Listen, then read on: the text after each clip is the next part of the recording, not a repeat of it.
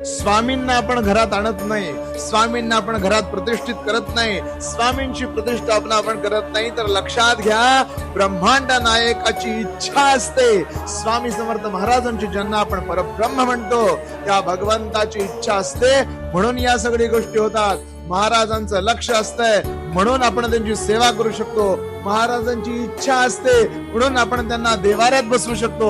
महाराजांची इच्छा असते म्हणून आपण नित्य सेवा करू शकतो. लक्षात घ्या, ब्रह्मांड नायकाने ठरवलंय की कोण माझा भक्त होणार. ब्रह्मांड नायकाने ठरवलंय की कुणाचा उद्धार होणार, म्हणून आणि म्हणूनच आपल्याकडून या सेवा घडतात. लक्षात घ्या, करता करविता देता न्याय करता सगळं स्वामी स्वामी स्वामी आहे. महाराजांनी ठरवलंय म्हणून सेवा करतोय, हे वाक्य आयुष्यभर डोक्यात ठेवा.